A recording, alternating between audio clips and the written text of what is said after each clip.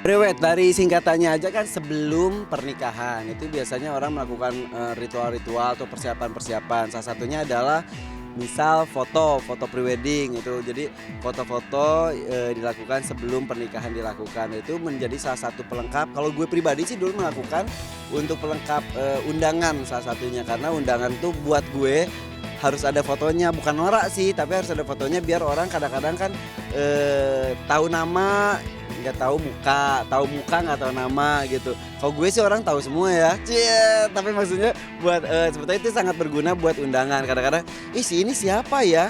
Kadang-kadang kita namanya taunya nama panggilan, ternyata nama asli dan nama lengkapnya kita nggak tahu seperti itu. Yang kedua fungsi dari foto priwet itu, kalau gue kemarin lakuin adalah buat ketika di pelaminannya juga, ketika resepsi kita pajang gitu. Itu salah satu dari, ornamen dan juga hiasan ketika, resepsi itu, gitu. Konsep orang beda-beda ya, itu tergantung si calon mempelainya juga. Tapi kadang-kadang gue maaf suka risih sendiri gitu, maksudnya fotonya priwet tapi tampak seperti pas kawet gitu, kayak udah menikah gitu yang beneran wah gitu ya. Ya gitulah kadang-kadang gue ya Allah priwetnya aja gini gimana pas kawetnya ya, pasti lebih mesra lagi gitu, lebih intim lagi.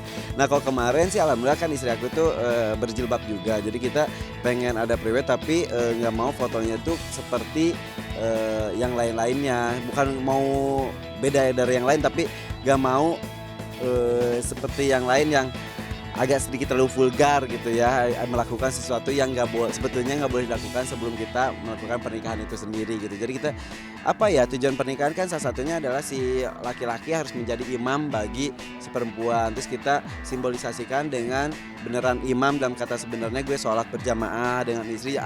Saat itu sih agak aneh dan orang-orang juga pada komentar dan alhamdulillah pada banyak yang mengikuti konsep itu gitu, sampai minta foto gue secara langsung dikirim by email gitu dan minta nama fotografernya dan lain-lain. Saat itu gue difoto di, studionya Mas Roy Genggam, itu fotografer ternama juga luar biasa. Dan karena gue pertemanan dan dia sesama pecinta reptil, akhirnya ya udah dia yang Van konsepnya apa, diskusi dulu. Itu pasti selalu ada diskusi dengan fotografer.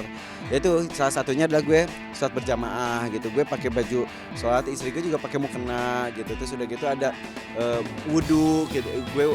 Jadi di studio dibikinin ada pancuran gitu sama Mas Roy-nya gitu dari bambu. Emang kita suasana pengen pedesaan gitu tapi tetap di studio. Gue wudu, istri gue nungguin bawa sejadahnya gitu. Terus saat itu belum jadi istri.